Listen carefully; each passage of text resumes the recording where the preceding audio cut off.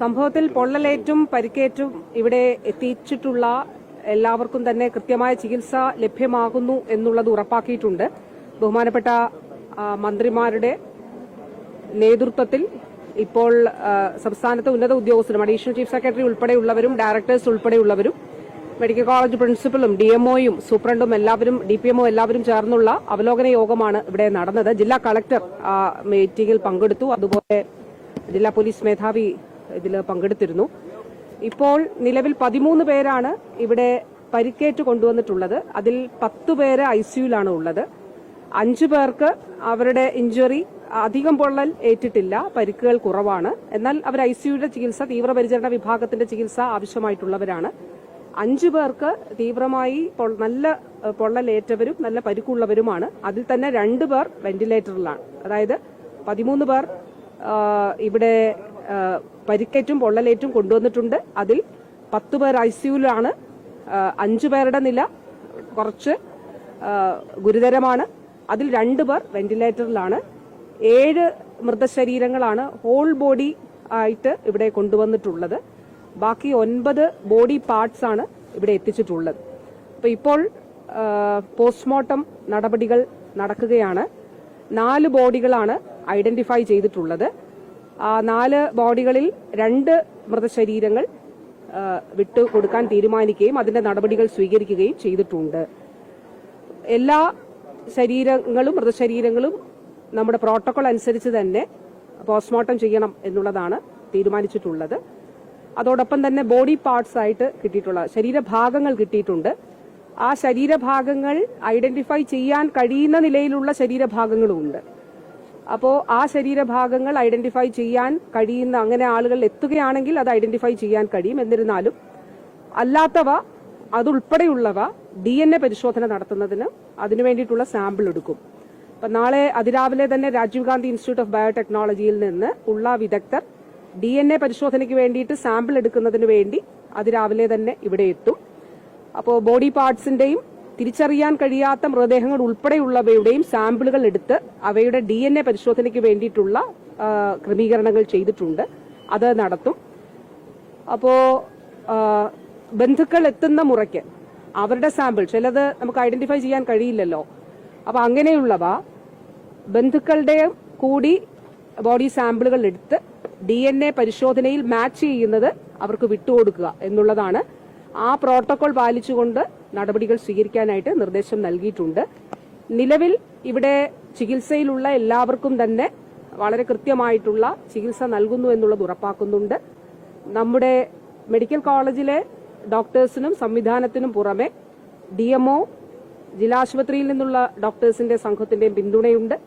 മറ്റ് ജില്ലകളിൽ നിന്ന് ഉള്ള ഡോക്ടേഴ്സ്, ഇപ്പം തിരുവനന്തപുരത്ത് നിന്നും കോട്ടയത്ത് നിന്നും എറണാകുളത്തു നിന്നും അതോടൊപ്പം തന്നെ കോഴിക്കോട് നിന്നും വിദഗ്ധരുടെ സംഘം, പ്ലാസ്റ്റിക് സർജൻസ്, മറ്റ് സർജറി ഡിപ്പാർട്ട്മെന്റിലെ വിദഗ്ധർ, അതോടൊപ്പം ഓർത്തോ വിഭാഗത്തിലെ വിദഗ്ധർ ഉൾപ്പെടെയുള്ളവർ ഇവിടേക്ക് ഒരു ടീം എത്തിച്ചേർന്നു. ബാക്കിയുള്ളവർ ഇന്ന് രാത്രി പുലർച്ചെയുമായിട്ട് എത്തിച്ചേരും.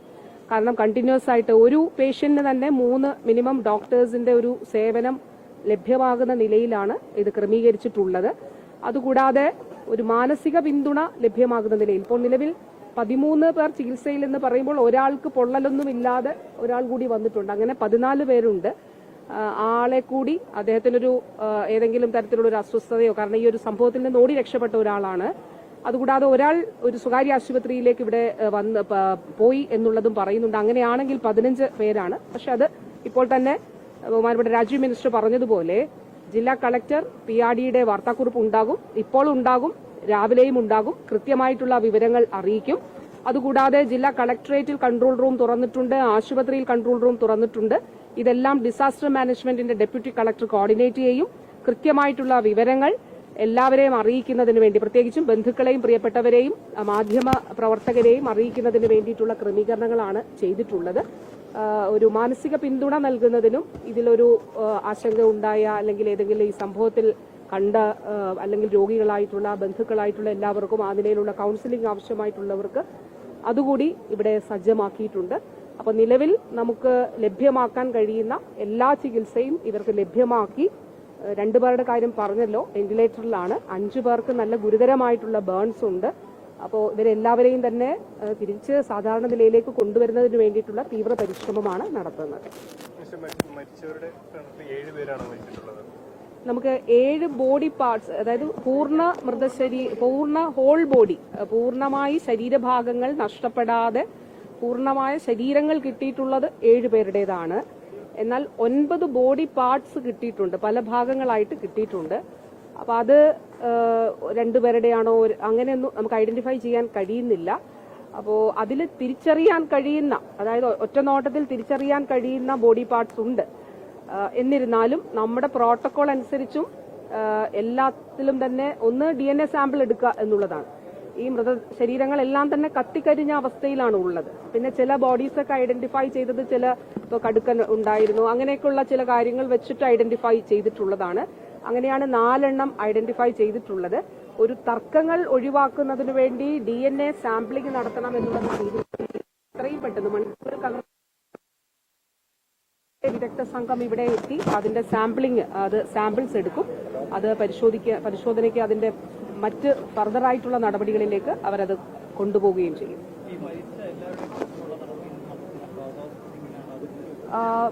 എല്ലാവരുടെയും തന്നെ ബോഡി പോസ്റ്റ്മോർട്ടം ഓട്ടോപ്സി ചെയ്യുന്നതിന് വേണ്ടിയിട്ടാണ് തീരുമാനിച്ചിട്ടുള്ളത്. ഇതിനൊരു SOP ഉണ്ട്. അപ്പോൾ ആ SOPക്ക് അനുസരിച്ചിട്ടുള്ള നമ്മൾ വയനാട് ഉണ്ടായിരുന്നു. അപ്പോൾ വയനാട് ഇതേപോലെ തന്നെ നമുക്ക് ബോഡി പാർട്സ് കിട്ടുമ്പോൾ നമ്മൾ അതിനൊരു പ്രോട്ടോകോൾ രൂപീകരിച്ചിരുന്നു, അതിലെന്താണ് ചെയ്യേണ്ടത് എന്നുള്ളത്.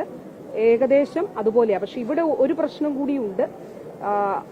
ഇവിടെ നമുക്ക് കുറച്ചുകൂടി മൃതദേഹങ്ങൾ തിരിച്ചറിയാൻ കഴിയാത്തൊരു അവസ്ഥ കൂടിയുണ്ട്. കാരണം പൊള്ളലേറ്റ് കരിഞ്ഞ സാഹചര്യത്തിലായതുകൊണ്ട് കുറച്ചുകൂടി തിരിച്ചറിയുക ദുഷ്കരമാണ്. അപ്പൊ അതുകൊണ്ട് തന്നെ ചിലപ്പോൾ ഈ ഹോൾ ബോഡി പൂർണ്ണ ശരീരങ്ങൾ കിട്ടിയവരുടെയും സാമ്പിൾസ് DNA പരിശോധനയ്ക്ക് എടുത്തിട്ട് ചിലപ്പോൾ ഐഡന്റിഫൈ ചെയ്യേണ്ട ഒരു സാഹചര്യം ഉണ്ടായേക്കാം എന്നുള്ളത് മുന്നിൽ കാണുന്നുണ്ട്. ഏതായാലും അപ്പൊ ഇന്നിപ്പോ നമുക്ക് അധികം കോളുകളൊന്നും ആശുപത്രിയിൽ അങ്ങനെ വന്നിട്ടില്ല എന്നുള്ളത് പറയുന്നുണ്ട്. ഇത് വിവരം അറിഞ്ഞ് നാളെ കൂടുതൽ ആളുകൾ ഒക്കെ വരാനുള്ള സാധ്യത മുന്നിൽ കണ്ടുകൊണ്ട് തന്നെ കളക്ടറേറ്റിലും അതോടൊപ്പം തന്നെ ഇവിടെയും 24 മണിക്കൂറും പ്രവർത്തിക്കുന്ന കൺട്രോൾ റൂം വെൽ അപ്ഡേറ്റഡ് ആയിട്ടുള്ള അപ്പോഴുള്ള വിവരങ്ങൾ അറിയുന്ന താലൂക്കിലും വില്ലേജിലും കൂടി അതിന്റെ ഭാഗമായിട്ട് ഉണ്ട്. അതുകൊണ്ട് വിവരങ്ങളെല്ലാം തന്നെ വളരെ പെട്ടെന്ന് ലഭ്യമാകുന്ന നിലയിലുള്ള ക്രമീകരണങ്ങൾ ഒരുക്കിയിട്ടുണ്ട്. ഇപ്പോ ഞാൻ പറഞ്ഞല്ലോ 13+1 ഒരാൾ എന്ന് പറയുമ്പോൾ അവിടെ നിന്ന് ഓടി രക്ഷപ്പെട്ട ആളാണ്. പിന്നെ വന്നിട്ട് പോയ ഒരാൾ കൂടിയുണ്ട്. അപ്പൊ അങ്ങനെ മൊത്തത്തിൽ കണക്കെടുക്കുമ്പോൾ 15 പേരെന്നാണ് നമുക്ക് മനസ്സിലാവുന്നത്. 13 പേർ ഇവിടെ അഡ്മിറ്റഡ് ആണ്. മറ്റേ ഒരാളെ കൂടി ഇവിടെ അഡ്മിറ്റ് ചെയ്ത് ചിലപ്പോൾ ഇത്രയും വലിയൊരു ദുരന്തത്തിൽ നിന്ന് ഓടി രക്ഷപ്പെട്ടു വന്ന ഒരാൾ എന്നുള്ള നിലയിൽ അദ്ദേഹത്തിന് ഒരു സപ്പോർട്ട് ആവശ്യമായിട്ട് വരും. അപ്പൊ ആ ഒരു പിന്തുണ കൂടി നൽകാനായിട്ട് പറഞ്ഞിട്ടുണ്ട്. മറ്റ് 13 പേരും ചികിത്സയിലാണ്.